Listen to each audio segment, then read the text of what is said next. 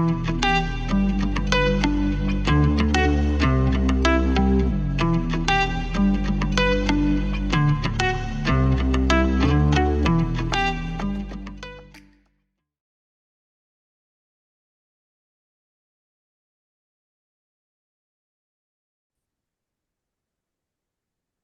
everyone. I am Dr. Dream, and you are here for the It's All Good show. This is, every time I think I say almost the same things building up. Let's just say I am incredibly excited right now for today's guest. She is an author. She is a holistic practitioner, a licensed integrative therapist. I've read her book. You all know from watching the podcast, I haven't had any authors on, since I did a podcast 8 years ago.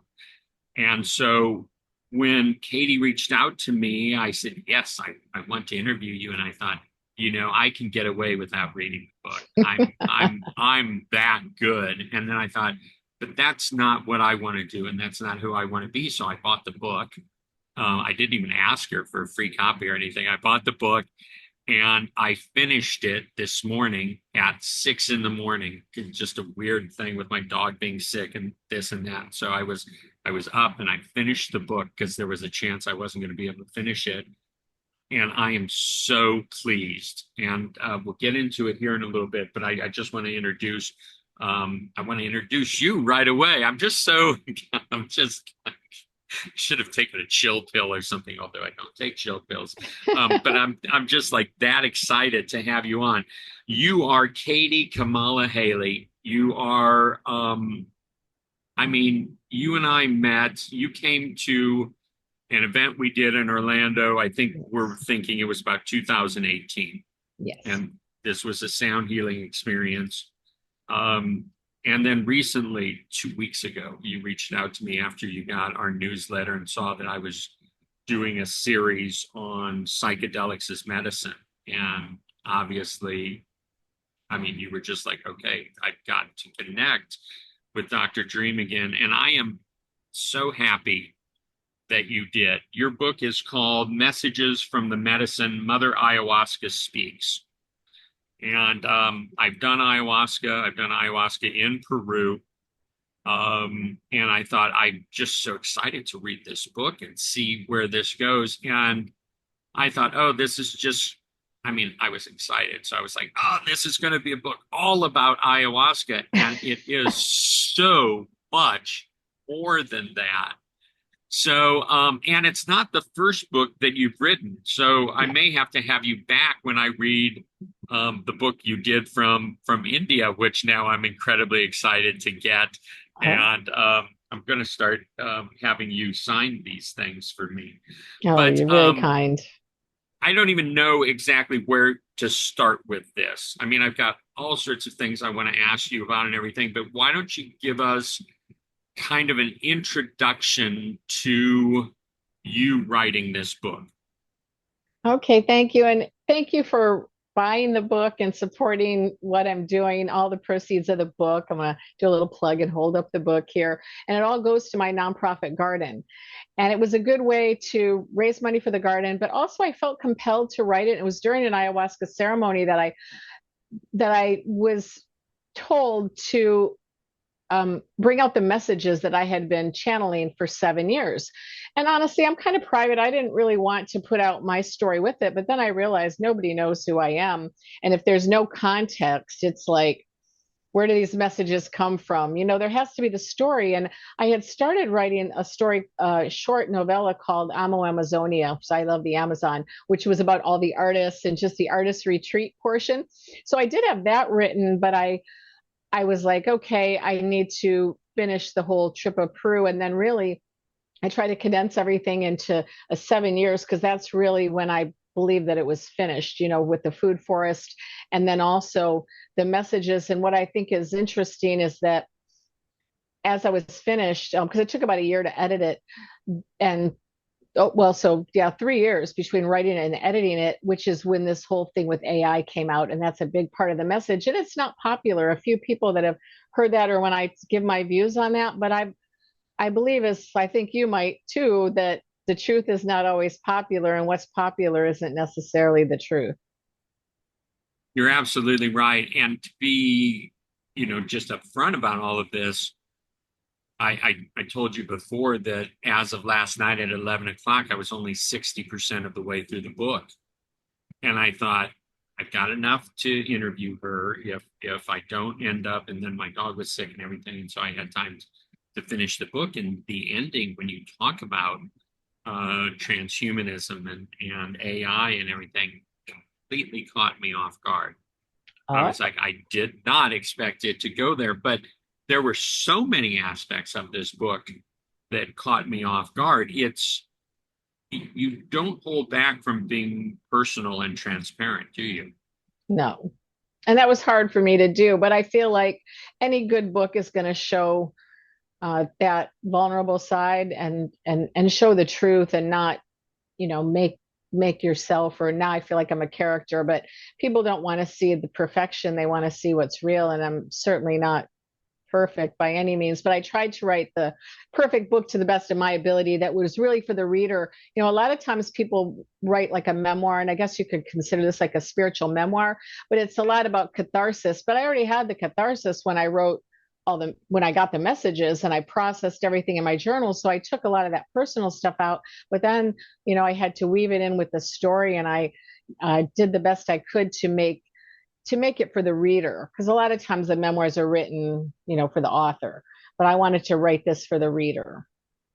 Well, it was very exciting to read, Good. as I felt you were masterful at taking me along your journey. And I was really feeling, I mean, you write so well, you express yourself so well. I was really feeling what you were going through at certain times, and probably as a mirror to my own. I do have a quote that I wanted to I before I printed it a half hour ago. I looked at it and I took a screenshot of it at 4:25 this morning, but it was like, oh my gosh, I have to read that in the interview. And so you don't know what it is yet, and I'm No, I going to read don't. it. And this is from you. As I reflect on my journey, I realize that my life's path has been woven from the threads of every door I've entered. Each door has held a unique invitation, a chance to step into the unknown. As I stand before yet another open door, I'm reminded that my growth is intertwined with my willingness to keep exploring. Stepping through these portals, I've not only discovered new geographical worlds, but also crossed my own inner thresholds, revealing exciting new chapters of my life's extraordinary journey. I love that. And I was just Thank you. and reading it right now. I was just like, it's almost better than I thought it was at 4:25 this morning. it's there's so much truth in just that right there. And it's life's journey. I mean, so you've been a I was going to say a fan of ayahuasca, but you've been a student Mhm. of ayahuasca for many years. Oh yeah, 16 years. And with my background in yoga, I kind of consider myself a devotee of the medicine, seeing the reflection of the Divine Mother. With all of my spiritual studies, I really do kind of worship the motherhood of God and the Divine Mother and the mother principle with the Mother Earth. And that's what really ayahuasca brought to me, which I didn't have that. I grew up Catholic and very patriarchal religions, and I didn't I didn't really have that connection with that. And when I did, it really opened up something much more powerful for me. So speak to us, give us some specifics about the ayahuasca experience. Explain to those people that are tuning into the podcast that aren't really aware of ayahuasca, a little bit about it, and then talk about what the experience from obviously your perspective. Oh, well, thank you. And then I want to hear about your your journey too. Um, well, I started my first, which I mentioned in the book, the first time was with a yoga teacher that I had. She was one of my first yoga teachers, and she married a shaman. So he's a traditional shaman from South America, from Santiago, Chile. He did his training in Peru. And then I got invited to a ceremony, and I really just went out of curiosity. And I really didn't know hardly anything about it because 16 years ago, it wasn't so much mainstream as it is now. And I tried it, and I was just like amazed. It was very soft and gentle. And then I just, kept at it. And, I talk about there's like a honeymoon phase of it. And then it started becoming really hard work. And then it was like, well, in the book I talk about, I don't ever want to do it again. But then I was compelled, and I realized it was a path, and it's not a path for everyone. Some people will try it, some people will stick with it. But I feel like now I don't have as much, access to my shamans, as they're not in Miami anymore. So I might get to do it maybe once or twice a year, which is good for me. It's just like a reset. But at certain points, I've done the medicine with them maybe like 100 times, which sounds like a long time. But in the beginning, it was a lot more frequent because I had more close, I was able to do there because I only lived an hour away from Miami. So I was able to participate a lot more. And so the ayahuasca, is a plant medicine from Peru, the indigenous ways of thousands and thousands of years, where they take two plants, the charcuna and the ayahuasca vine, and the charcuna is a leaf. And when they cook it together and singing songs and prayers, that it turns into this magical substance with the DMT that is a psychoactive substance. And what's interesting too, when you hear the legends that out of all the plants in the Amazon, which we know there's thousands and thousands, how do the shamans know that only these two plants together? Because the vine inhibits the enzymes that cause, because if you drink it, you're not able to process it through the stomach. So the charcuna plant, you're able to get all of the elements and the psychedelic experience. So of all the plants, you think, wow, these two plants together. And so that's pretty amazing in itself. But the shamans had the they were the first doctors, the first people that were the intermediaries between the astral realms and the earth. And so I felt really fortunate that I found it. I feel like it was my my destiny this lifetime. Definitely. There's this just triggered something that I remember reading in the book. You spoke about this, that there are plant medicines found on every continent on the planet. And you had some information there. I'm not sure whether it was a Terence McKenna quote or something related to that they've been placed there for a reason. That this is to be part of the human experience. And I probably just butchered all of that. No, that's true. That was in the introduction, that the shaman White Eagle. That's yeah, he wrote that in the introduction. Yeah. And I love that. I think that's psychedelics have played psychedelics and specifically plant medicines have played a major role in my personal expansion. But even now, there's still a stigma to it. And I used to just talk about it in quiet circles of friends. And now I'm like, whatever, I'm just talking about it to whoever wants to listen. I don't have anything to gain or lose, or I don't have anything to lose, and I think transparency and everything. But I was talking to someone yesterday and I said, she said, there's somebody that wanted to be on your show, but she said to me, oh no, Dr. Dream does psychedelics. And I thought, oh wow, and here I am just in my process of like, oh, here I am being transparent. And then that happens, and the woman went on to say that she explained psychedelics as medicine to this person, and it really shifted her perspective on it. So maybe I'll end up interviewing that particular person. Have you dealt with the stigma from it at all? You know, where people Well, are like, "Oh, that's not medicine, that's drugs." Well, I've kept it really quiet. So the book is kind of like my coming out. But I'll tell you something really funny is I did this nonprofit showcase on 2 nights ago, and we had things for our, I had for my garden and, promoting it. And so I had copies of the book, and someone came over and they said, it was a guy, and he's like, ayahuasca, that's the stuff Aaron Rodgers does. The football player. And I said, yeah, that's true. And I said, well, do you know anything about it? He goes, no, no, no, I don't know anything. I just know I saw the documentary about Aaron Rodgers with. So people will know about, celebrities doing it, but they don't really get the the full idea of what it is, or they hear some crazy stories.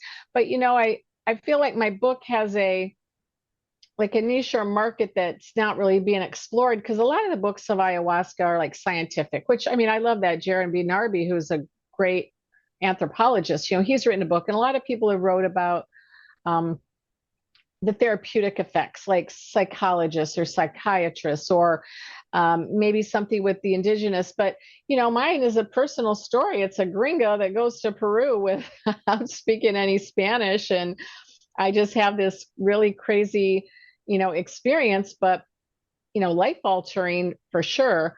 And I wanted to show people too, like it's not prescriptive. It's not you should do ayahuasca or you shouldn't do ayahuasca. I have a few things in there about, look what to look for, but I try to tell it through a good adventure story, because I feel like, and with my background in, filmmaking, that people learn best through a story. So a lot of times, a lot of the ayahuasca books are more factual, and some people enjoy that, but I think a lot of people, just the general public, could read it and they would get something different out of reading, because it's written like a novel with a lot of dialogue and a lot of characters and Yeah, it's stuff. just, it was so easy to throw myself into.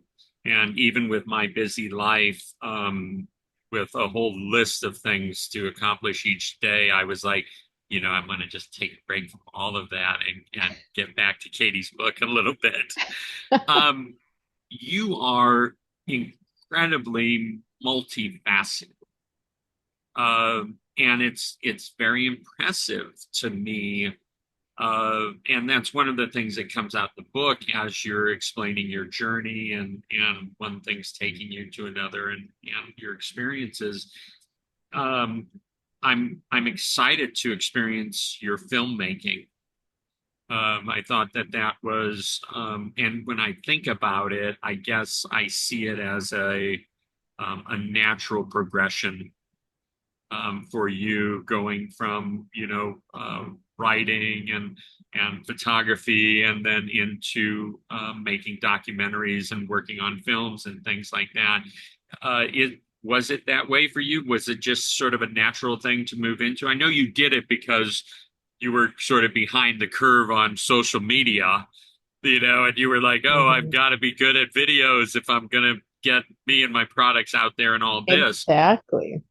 But it seems like it is for you, it seems like it turned into an art form as opposed to what you thought it was going to be in the beginning. Oh yeah, definitely. And I really love it. But it's unfortunate that for a lot of, small films, I did good as far as being well received and got into, quite a few festivals and things like that. But you put so much time and your own money, and there's really, unfortunately, no real return on investment for a lot of the short films. And even with the garden and nonprofit garden right now, since I stopped doing massage a couple years ago and doing that kind of work, I'm working in brand marketing and social media marketing, and I do make some, videos for people, more business stuff, because so many of us, now I'm kind of in the gig economy, raising money for my garden, and um, So to take that time again to make a film, although I do believe um, in like a year, I do have someone interested to make a permaculture documentary on my county here, which I believe is becoming one of the top places for permaculture in America. Here in Lake County, Florida. And right now we have so much going on in Florida with all the new bills coming into um, our lawmakers about selling off all the agricultural land. And a lot of us are upset about, state parks have the potential to become golf courses and condos. And so Florida is at a real precipice of things could go really wrong here. And right now, even where I'm at, used to be a sleepy little farm town, citrus. That's what this was here. And now, since the pandemic, so many people have moved here. It's crazy. Like, I don't even know, I'm here committed to my parents, but in the future, I don't even know if I would stay here. But right now, there's a vibrant community of people, young people, older people who want to be more self-reliant. And I belong to the Lake County Permaculture. And I think there's a good story there that might, with this producer, be able to actually get sold to a streaming company. I mean, even if I just break even for all my time and for everything, and not that it's costing me money to make a film, but I love the process of the filmmaking. I really do. It's, to me, it's more gratifying. Writing's really hard for me. I agonize over every little word. I Well, do. it worked out. But let's talk about the pineapple peace garden. First thing, how it came about, and the name, and then the story of who inspired the name, I think is a fascinating story that I was completely unfamiliar with before I read it in your book. Oh, you hadn't heard of Peace Pilgrim before. You know, And you know how I discovered her? I was living in Key West and I was at the health food store there, the Sugar Apple. And I went in there and I found this little tiny booklets that were free. And I read it and just something came over me about her. And then I got a bunch of her literature and I was sending donations and they'd send me stuff and I would, just pass them out to people or people I was, meeting. And one day I was a volunteer at the West Martello Garden in Key West, and I had this spiritual experience. I'm not kidding, that her spirit came to me and right hovering above me, like I felt it. Something came over me, and I saw a dove with a little branch in its mouth fly right in front of my face, which is like her logo.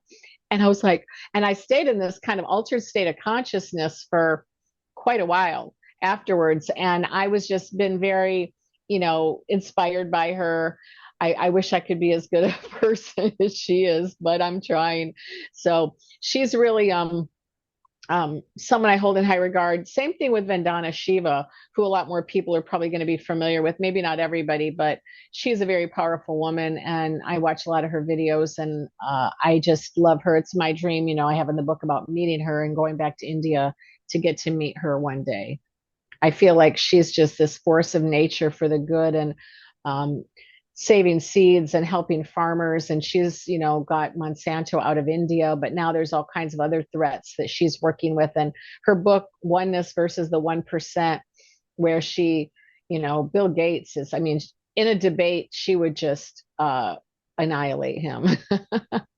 She's Lisa just that Lucky. that powerful, but power like I love the way she speaks. I love the way she is. I love her mission.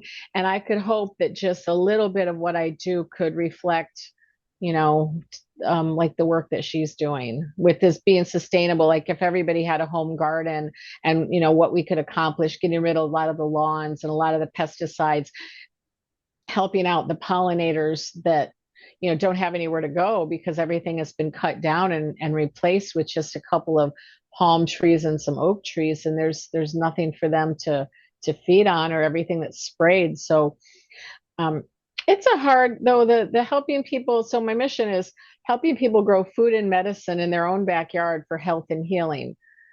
But it's a tough sell because people have become very soft. People don't like to sweat. People don't like to work. It's funny, they'll pay money to go in a sauna for the benefits of, but they won't go in their yard to harvest their veggies because it's too hot. Now, before we get too far away from it, if I didn't know who Peace Pilgrim was, I'm figuring a number of people don't. Not that I'm on top of everything, but give us just a little bit of that Okay. her story. Yeah. So I'm sorry. So yeah, she was an activist, and she was an activist for peace. And she gave up all her physical belongings, money, possessions, and she walked across America 7 times as a penniless pilgrim. And she changed her name, and she just wore a tunic that said Peace Pilgrim. And she had so much faith. She wasn't really religious, but she was spiritual, and so much faith in the provision of, the universe to guide her. And she wouldn't eat until someone gave her food. She wouldn't sleep till someone gave her bed, or she'd sleep outside. As she got older, she, people knew her. She became kind of famous, so it wasn't as difficult as in the beginning, but she still never owned anything. And she was just a fabulous human being. She was a vegetarian. She just was really working towards world peace, because that was the time that there was, when she started her mission, like in the 60s, late 50s, 60s, when there was a lot going on. And then it really became about helping people cultivate peace within themselves, because we know, you're not going to have peace in the world unless you have many, many individuals that can feel peaceful. Beautiful. I knew nothing about her, and just it's like a modern day, Buddha, or like in Thailand or whatever, the monks will Yes, a go and they'll be bodhisattva. fed by, yeah, exactly. So Yeah. I love that. Now, what drew you to creating this garden? And it's and the location where, where is it? You're in your cottage right now on the Yeah. property. Yeah. Tell us. Well, I had wanted to do it for a long time. I've been a plant person. I had a community garden space in Boca Raton where I was living, and I had gardens when I had a house in Orlando. It's much smaller though, small gardens. But I'm just a plant person. I had an aromatherapy company for 18 years, and I'm a certified community herbalist. I did a lot of things in the plant world, but I wanted to have, some land. But unfortunately, it just wasn't working out with where I could get it, and how just the pieces would not come together with the expense. And also, even if I could find something that I could afford, there was too many regulations to do what I wanted to do with sustainable living. But I was also very naive. We see this on YouTube, and we're like, oh, people show all these beautiful places, and it just makes it look like, oh, I could do that. But in reality, it's really hard. And I would never want to do anything bigger than the property I have, because it's a lot of work. And I only have my father that helps me, and he's 86 years old. So yeah, so I decided to do it on my parents' property. It's just a quarter of an acre, but I also felt like I wanted, the pandemic changed a lot of things, and I felt called to um, be there for my parents and help them in their older years of, life. And I'm happy I did. I mean, it's been really good. It's really hard too, but everything worthwhile is a little bit hard, isn't it? That's right. Now, getting back to the book, um, you didn't always have an easy relationship with your mother. No.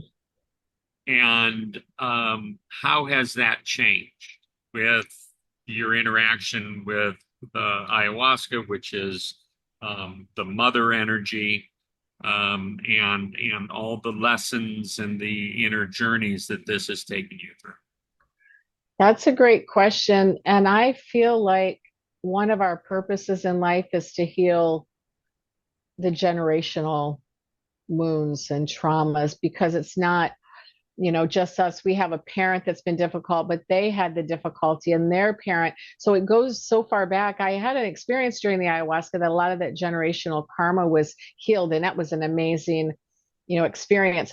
But even with all the amazing experiences with ayahuasca, you have to do the work. The work starts after the ceremony is over, and it is a lot of work. And it took a few years of adjusting, but now I have a really nice relationship with my mother, and I feel like, even out of outer accomplishments, healing that relationship, I consider one of the greatest achievements of my life. I do. So happy to hear that. Now there's lots of characters in your book.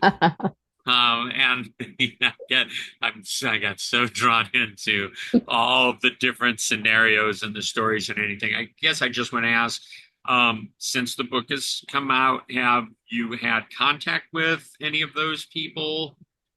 Did you send the book to anyone in particular? Like how did that play out? Well, I did tell them, like all the artists, not all of them are really active on social media, but most of them are.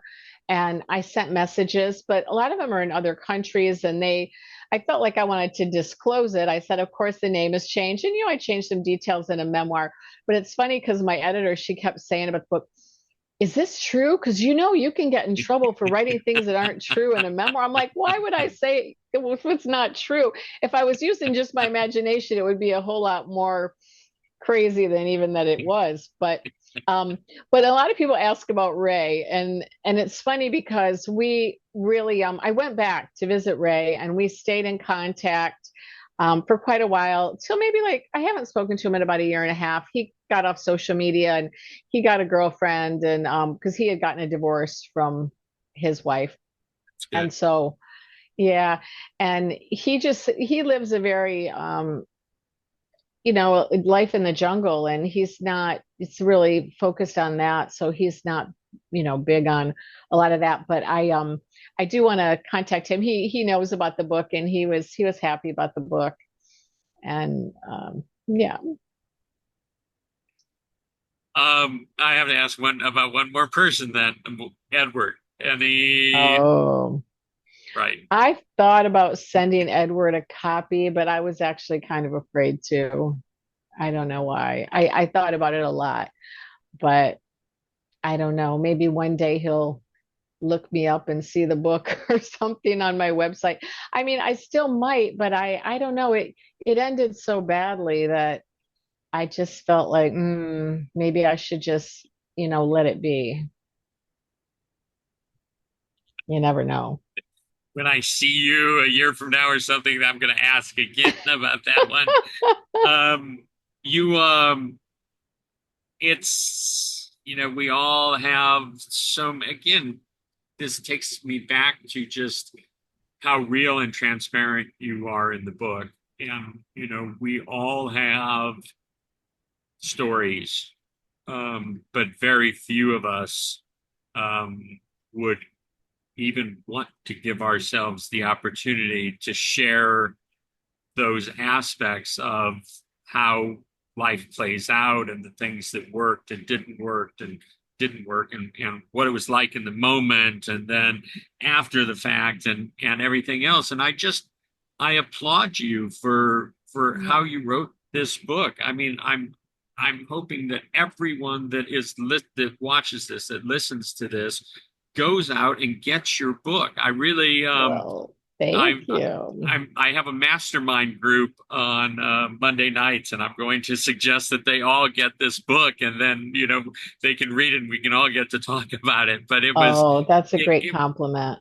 and it was just on so many levels. I really just expected some sort of ayahuasca story, some sort of like, oh, I did all these experiences and here are all the messages. And it was so much more than that, and so much depth to to how you share, and lessons that become not just for you. I mean, I related to Yeah. so much of your experience that um I know that. I mean, I get it, like energy attracts like energy, but I just feel like there's so much human relatable aspects to how you write and how you share those experiences. And I can imagine that it wouldn't be easy. I started writing a book in 96, no, 2002. And I had a person even helping me. And it's very challenging, there's Yeah. just a lot to it. And you seem Hmm. to have, I heard you say just a little bit ago that it's hard for you to do it, but Oh, yeah. I read this and I was like, oh my God, she's got it down. She just, I bet she just sits there and Oh, it no. just flows right out of her. No, I have friends who love writing. I mean, I like writing for myself, like the poetry and things, but writing for the consumption of someone else, it's really difficult for me. I say I don't ever want to write another book, but never say never. You don't know, um but I'm glad to hear that from you because I just was wondering, oh, are only women going to relate to my book? Are men going to, since it's such a female centric kind of story, but you did. So that makes me really happy that didn't, you know, it Yeah, wasn't too. and I mean, I'm connected to all sides of who I am. But and there's things, the yoga teacher training. I don't do yoga and I'm not about yoga. That's just me. But yoga teacher training has played big in my life experience and tied to some things that have happened to me. And so, I was like right there with it. Unscrupulous yoga people. Uh, no, just I can't. I really can't go into it, but Okay. just yeah. Just suffice it to say that it was part of a story that touched my story. And so that was really fabulous. And then I did go down to Peru in 1994. Yeah, you were down Um, there before people were really going down there yeah, it popular, was not a very was people wasn't something we all talked about publicly and No. stuff Did back you go then. to a did you go to Iquitos or where? Yes, went to Iquitos, and then it was a 2 hour boat ride, canoe ride up the Amazon Wow. to to, to a spot, and then you hike an hour and a half in to the shaman's compound. You went deep. Oh yeah, and I mean on so many levels, not just deep in the jungle. Went deep Oh, deep. and deep, and it was 2 weeks, and it was for my I did ayahuasca on my 30th birthday, 1994.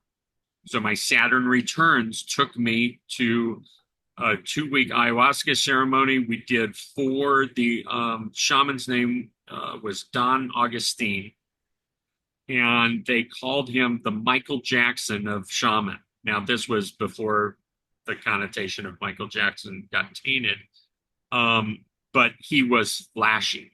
He had these like spinning flashlight things that I had seen on the Grateful Dead at the Grateful Dead parking lot, on Shakedown Street. And, that was part of the ceremony, and it was outdoors, and we're in the covered with the mosquito netting, and they're blowing. If you're having a hard time, they're blowing the tobacco, the very strong jungle tobacco into your shirt, closing it, and then it's kind of puffing out, and you had a bucket there, and they called it a televisor because they call it that because that's Spanish for television, and a lot of times you see your visions in your Mm.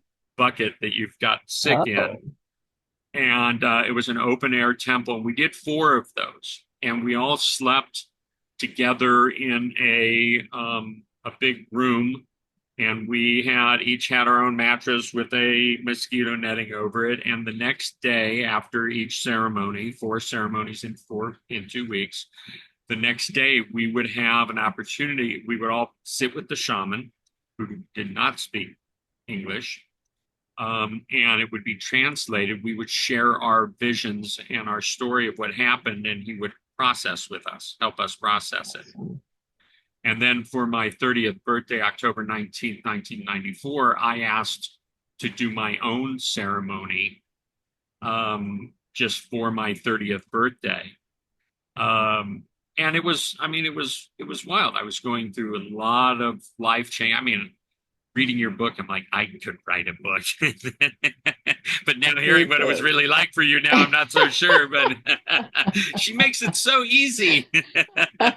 um, but it's beautiful. So there was so much there that I could relate to, and the emotional aspects of the um, the moments in the relationships and the moments in the challenging things with the yoga teachers and the all of it. I there was just so much I could relate to. I trying to think what I couldn't relate to, and I'm not even going to go there. There's nothing really there. So it really hit on all cylinders for me. So And were you having flashbacks about all the mosquitoes and the insects and remembering what all that was about when you go there? I really did. It's funny. In one of the one I did alone, so I didn't have the um, music and the chanting and everything going on. I did this solo, Oh, and geez. I the mosquito, like the deva of the mosquitoes, came to me and said, "You have something we want." And I said, "Whatever I have for you, I give freely to you." Your And blood. for No. yeah, exactly. No, that is exactly it. For years Oh after my that, I God. was like mosquito bait, and I had to do a ceremony at some point years later where I had to say, okay, I know I told you whatever I I gave have, you can enough. have, but I'm taking that back with all due honor and respect. I really, this is no longer available to you. And to this day, I'm not bothered by mosquitoes. Like What a Stephanie story. gets, they go after her all the time, and they did for me, and I it was directly related to that experience. Anyway, that's a little bit off track, but Very interesting. it was fabulous. And you listened to the interview that I did last week with Claudia, Oh, yeah. my friend of over 3 decades, and it wasn't even specifically about ayahuasca. If you go back and watch, you would find this fascinating. Did you watch that 40-minute documentary that was in the links? No, I didn't watch that yet, but I want If to. if you have a chance, watch it. There's 2 sentences that are translated in subtitles, and the rest is just the film. And they do ayahuasca very different there. It is, as Claudia was saying, it's a party. And people have said to her, no, ayahuasca is not a party. And she's like, well, go to this tribe in Brazil. And it is, and everybody's dancing and they're singing, and it's, just the movements and everything. And I was just watching and I was like, wow, that is so different than what I experienced. But it's beautiful to me that we're getting the experience, for those of us that can't go down there or whatever it is, that we're getting the experience from your book and from that documentary. And we say what we can, say what we will about computers and the internet and everything else. There's a wonderful aspect to it that Oh, makes yeah. the world a very small place. Um, Now, talk to us about transhumanism and AI. Oh, okay. That Well, was my segue. oh, I love that. So, well, first of all, I'm not anti-technology. I mean, I don't know where I'd be with, driving for my job without my GPS or filmmaking or editing, as a tool. So I look at it like technology can be a tool. However, I do think there's a greater agenda. And, in the book, I talked about when I had like a Kundalini awakening in 2014, and it was a two night, ayahuasca event with my shamans. And the second night, when I had this Kundalini awakening and I had this vision that humanity was going to split into two types of people, it would be the people that would be the earth centered beings and people that would want to go forth to this cyber reality. And I thought I was seeing like way in the future. And then it was only when I went to these other artists, because a lot of the Europeans, hanging around them is really cool because they're so open minded and you can talk about anything with them, it's with the Canadians and the Europeans and the Peruvians and different people from South America. And they're the ones that told me about transhumanism. I never even heard the term before. And then it comes around as I would once in a while, like I never had any what people would call really like a bad trip. One time I did get very kind of scolded by Mother Ayahuasca because I wasn't living my life the way I should be. And that was a difficult, painful experience, but that was like on me. But these other ceremonies, I was taken into this cyber reality and it was really so, unbelievable. Hard to even explain. Like I tried to describe it a little bit in the book, but uh, I felt like this potential to lose the soul. And then I listened to a some lectures with Greg Braden. You probably know of him, right? Yes. And I really respect him. He's got the science, but also the spiritual perspective.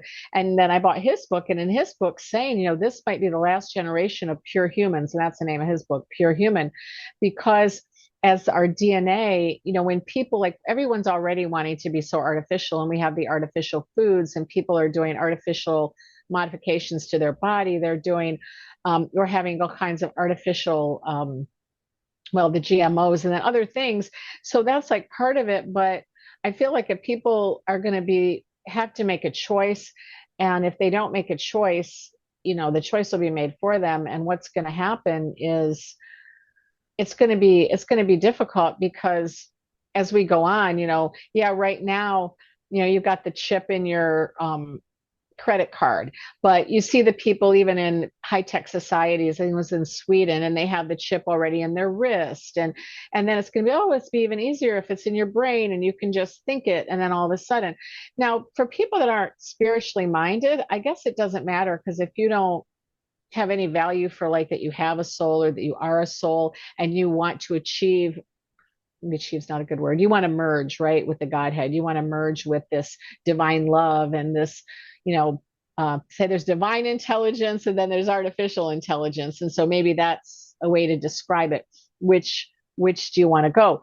Because I'm not anti-technology, but it's also where I think we're at a very dangerous point of using it to enslave humanity. And I know some people think that sounds outrageous. Like I did a podcast with a woman and she stopped me. She goes, "Oh no, spirit's already winning." I was like, okay. I hope spirit's winning, but I don't think it's just spirit's winning. I feel like we all have to win our own spirit by the choices that we're making. I've always said that, and I can't remember exactly where I developed this viewpoint, that there would be a bifurcation for humanity. And some of us would go on to create or experience the new earth, Yes. whatever. And then some of us would go on and experience the less than new earth, the older, the apocalypse, just less than comfortable. Yeah, I'm getting And chills. I'm just getting chills when you're saying that. that it's that we get to make the choice in each moment. Like, Mhm. I love technology. If you could see my setup right here, I mean, this is a truck camper that we live in last year, 11 and a half months. We go all over. I've got Starlink hooked on the ladder in the back. We've got solar. Right now I'm in an RV park, but we can be off grid and still manage everything. We have satellite communicators and different radios if things go down and this and that. I love it. But I get to Whole Foods and they've got the thing where you put your palm Oh there yeah. and you can just pay that way. And I'm like, no way, not going there, because the next thing is that chip. And then Mhm. the next thing is the implant, and then the next thing is that the powers that be are controlling those people, without them knowing it, and little by little they're easing us possibly into selling our soul.